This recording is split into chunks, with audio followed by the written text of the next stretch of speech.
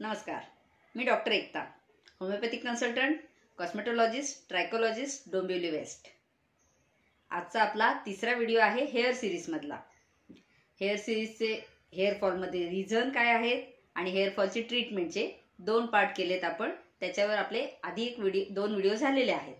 So ज्यांनी video बघितले नसतील त्यांनी आधी व्हिडिओ पहा, आधीचे तुम्हाला कारणं काय आहेत हेअरफॉलची कळतील आणि पुढे आपण मग ट्रीटमेंटकडे जाऊया।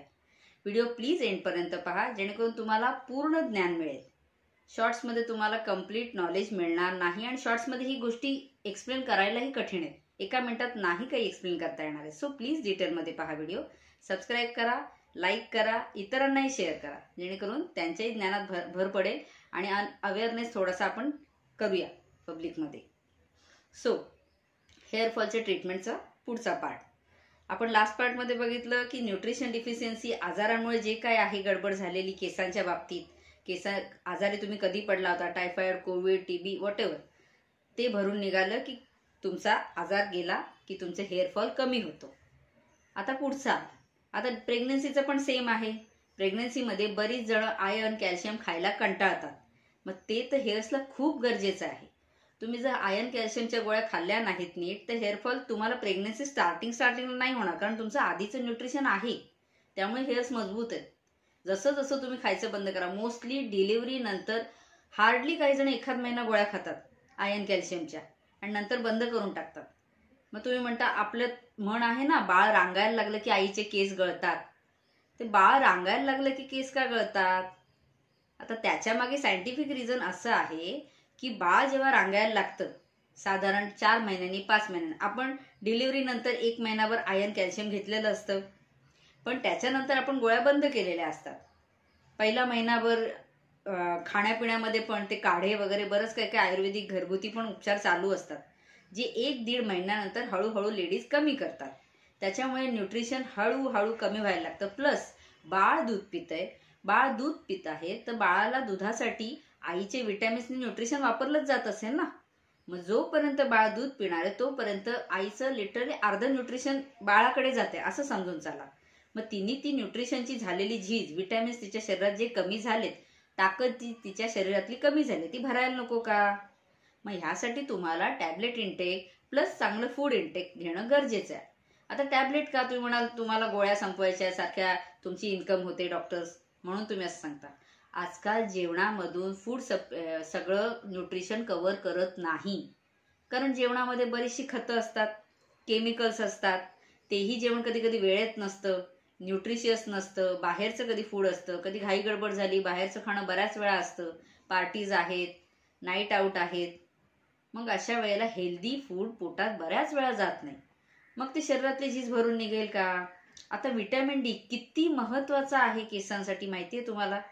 कॅल्शियम तुम्ही कितीही खाल्लत ना तरी तुम्ही अर्ध खाल्लं अर्ध निघून गेलं असंच समजून चाला। गोळी जरी खाल्लीत कॅल्शियमची तरी सुद्धा ती रक्तामध्ये ऍब्सॉर्ब करायला, इंटेस्टाईन मधून रक्तात पोचायला, जेवण खातो आपल्या पोटाच्या आतड्यांमध्ये, इंटेस्टाईन मध्ये जातं, तिथून आपले विटॅमिन्स, न्यूट्रिशन ओढले जाऊन ब्लड मध्ये जातात आणि ते हेल्दी ब्लड अख्ख्या बॉडीभर फिरतं। पण जर विटॅमिन डी नसेल तुमच्याकडे तर ते रक्तामधून पॉवरफुली कॅल्शियम ऍब्सॉर्प्शन होत नाही, आतड्यांमधून रक्तामध्ये कॅल्शियम नीट उतरत नाही आणि मग तुम्ही म्हणता कॅल्शियमची गोळी 2-3 महिने खातोय पण फरक नाही। विटॅमिन डी सुद्धा तेवढाच गरजेचा आहे। आता तुम्ही म्हणा विटॅमिन डी, मग आम्ही फिश खातो, नॉनव्हेज खातो, मग आम्हाला दुधाचे पदार्थ घेतो आम्ही, मग विटॅमिन डी आमच्यात कमी नाही पाहिजे। पण तुम्हाला सांगायचं झालं तर फूडमध्ये विटॅमिन डी एकदम कमी प्रमाणात असतं, ती तुमची बॉडीची झीज भरून काढू शकत नाही। विटॅमिन डी ची जी झीज आहे शरीरामध्ये ती, त्यासाठी सकाळचं कवळं ऊन, सूर्यप्रकाशातच फक्त तुम्हाला चांगल्या प्रमाणामध्ये विटॅमिन डी मिळतं, मग त्यासाठी तुम्हाला उन्हात गेलं पाहिजे। आता आम्ही सांगणार, तुम्ही म्हणाल की मॅडम तुम्ही सांगता स्किन प्रोटेक्शनसाठी उन्हात जाऊ नका, सनस्क्रीन वापरायचं आहे, मग उन्हापासून वाचायचं आहे आपल्याला, आणि आता म्हणतात उन्हात पण जायचंय। एकच लक्षात ठेवा, सकाळचं कवळं ऊन घेऊ शकता, सकाळचं कवळं ऊन कमीत कमी 30 मिनिटं हातापायावर पडू द्या, पाहिजे तर तुम्हाला चेहरा वाचवायचा आहे नो प्रॉब्लेम, हातापायावर पडलं, पाठीवर पडलं तरी सुद्धा विटॅमिन डी ची झीज भरून निघू शकते। विटॅमिन डी तयार करायला शरीर सुरुवात करतं, कारण आपल्या स्किन मधून ऍब्सॉर्ब होतं आणि तिथून विटॅमिन डी सिक्रेशन चालू होऊन जातात। सो व्हिटॅमिन डी नसेल तर कॅल्शियम खाऊन काहीही तुम्हाला जास्ती फायदा होणार नाही. आणि व्हिटॅमिन डी साठी सकाळचा सूर्यप्रकाश हवा. सकाळी 9च्या आधीचा सूर्यप्रकाश कुठलाही घ्या. म्हणून मी बऱ्याच वेळा सगळ्यांना सांगते, व्यायाम शक्यतो सकाळी करा. आणि बाहेर केलात व्यायाम किंवा बाल्कनी असेल, उन्हामध्ये उभं राहून केलात तर तुमचे 2 in 1 कामं होतात. व्यायाम तो व्यायाम, सकाळचा फ्रेश ऑक्सिजन. कारण रात्रभर थोडंसं ना पोल्युशन सेटल होतं का, गाड्या वगैरे रात्रभर थोड्या कमी चालत असतात. सो ते कार्बन डायऑक्साईड थोडंसं इमिशन कमी असतं. त्यामुळे सकाळी तुमचा फ्रेश ऑक्सिजन आणि मग त्यामुळे आणि व्हिटॅमिन डी सूर्यप्रकाशामुळे आणि हेल्थ तुमची व्यायामामुळे ती पण मेंटेन केली जाते. त्यासाठी सकाळी व्यायाम केलात तर बेटर, कवळ्या उन्हात केलात तर उत्तम. पण आपलं झोपणंच जर 12 वाजता 2 वाजता असेल, आज काय फंक्शन आहे, नाईट ड्युटीज आहेत, काही काहींचे रील्स बनवणं वगैरे, ते पण मोस्टली रात्री सगळं जग शांत झालं, घरातले सगळे झोपले की मग शांततेमध्ये मोबाईलवर काम करत बसतात. काहींना झोप येत नाही, एकदा मोबाईल टीव्ही चालू झाला 11 वाजतात, 12 वाजतात, 1 वाजता मॅडम कधी वाजले कळतच नाही, झोप नाही. मग सकाळी 9-10ला तर जाग येते. मग 9-10ला जाग आल्यावर तुम्ही आवरणार कधी आणि मग त्याच्यानंतर व्हिटॅमिन डी घेणार कधी? आणि 9 नंतर ऊन तापायला सुरुवात होतं, मग ते टॅनिंगसाठी तुम्हाला कारण करतं. त्याच्यामुळे तुम्हाला व्हिटॅमिन डी हवा तर सकाळी कवळ्या उन्हामध्ये निघाल तर जास्ती चांगलं राहील. हातापायावर पडलं तरी चालेल, चेहऱ्यावर पाय तर नका ऊन घेऊ, नो प्रॉब्लेम. पण व्हिटॅमिन डी गरजेचं आहे, कॅल्शियम पण गरजेचं आहे, आयर्न, व्हिटॅमिन B12 गरजेचे आहेत. मग ती झीज भरून काढणं खूप गरजेचे आहे. त्यासाठी तुम्हाला फूड सप्लिमेंट द्यावे लागतात. एकदा तुमचे नॉर्मल लेवलला, ह्यासाठी आम्ही ब्लड टेस्ट करतो बऱ्याच वेळा. मग ब्लड टेस्ट करून तुमच्या बॉडीमध्ये काय डिफिशियंट आहे ती आधी डिफिशियन्सी भरून काढायची. आणि प्लस बऱ्याच वेळा आम्ही होमिओपॅथिक मेडिसिन देतो, त्याच्याने पण हेअरफॉल तुमचा बराच कंट्रोलमध्ये येतो, पण विथ न्यूट्रिशन डिफिशियन्सी रिकव्हरी. न्यूट्रिशनसाठी गोळ्या घ्यायला गरजेचं आहे. तुम्हाला सांगायचं झालं तर 80% ते 70% भाग हा न्यूट्रिशन डिफिशियन्सीचा आहे. ते तुम्ही जर भरून काढले, तुमच्या गोळ्या तुम्हाला घ्या. तुम्ही म्हणाल ऑइल आणि शॅम्पूज द्या, गोळ्या नंतर बघू. पण आतून तुमचा 70% 80% हेअरफॉल रिडक्शनचं काम हे तुमचं न्यूट्रिशन करतं. ते कव्हर केलं तर आपोआप तुमचे केसांचं गळणं कमी होणार आहे. शॅम्पू सडनली चेंज करत राहणं, पाणी सारखं चेंज करत राहणं, स्विमिंग पूलला क्लोरिनेटेड वॉटर्स असतात, त्यामुळे हेअरवर इम्पॅक्ट होतो. केस उन्हामध्ये जास्ती वेळ राहिल्यावर तापतात बऱ्याच जणांची केस, घाम येतो, चिकट होतात आणि हेअर वॉश करायला बऱ्याच जणांना वेळ नसतो. आठवड्यातून कधीतरी एकदाच हेअर वॉश केला जातो. त्या अशा खूप कारणांमुळे हेअरफॉल होतो. तर ते तुम्ही टाळलेत थोडेसे की होऊन जाईल हेअरफॉल रिकवर. आजारपणाच्या गोळ्या वेळच्या वेळी व्यवस्थित घेणं, कोर्स कंप्लीट करणं. बरेच जण ताप बरा झाला की आपण म्हणतो चला 5 दिवसाचा कोर्स होता, 2 दिवसामध्येच ताप गेलाय, राहू दे. आतमध्ये ती इम्युनिटी वीक राहते तुमचा कोर्स कंप्लीट नसेल तर. आणि ते मग इम्युनिटी फाईट व्हायरस सोबत होताना मग तुमचं न्यूट्रिशन वापरलं जातं. त्यामुळे तुमचे विटॅमिन्स चांगले पाहिजेत. फ्रूट्स, सलाड्स, हे सगळं, दुधाचे पदार्थ. आता कॅल्शियम रिच फूड काय आहे, आयर्न रिच फूड काय आहे, तुम्हाला गुगलवर, युट्यूबवर सगळीकडे मिळतं. पण त्यातही हेल्दी फूड जाऊ दे. केमिकलाइज फूड, प्रिझर्व फूड तसं नकोय. त्याच्यामध्ये न्यूट्रिशन बरंच कमी असतं. त्यामुळे रोजचं व्यवस्थित तुमचं अन्न, चांगलं अन्न, फळं, सॅलड्स आले, दुधाचे पदार्थ आलं, नॉनव्हेज जे खात असतील त्यांच्यासाठी नॉनव्हेज आलं, अंड आलं, चिकन आलं, जे काय असेल ते. ओमेगा 3 फॅटी ॲसिडसाठी फिश पाहिजे आपल्याला. सो हे हेल्दी बॅलन्स डाएट पाहिजे. आणि सगळ्यात मोठा आणि महत्त्वाचा कारण म्हणजे आहे स्ट्रेस. तुमची लाईफस्टाईल, हेल्दी लाईफस्टाईल ठेवा, हॅप्पी लाईफस्टाईल ठेवा. थोडंसं कुठे कॉम्प्रोमाइज करायला लागेल. नाही मला रात्री 12च्या आतमध्ये मला बाहेर गेलात तुम्ही कुठे पार्टीला, 12च्या घरी यायचंच आहे. 11पर्यंत रादर मी सजेस्ट करेन, 11पर्यंत तरी झोपू शकता तुम्ही.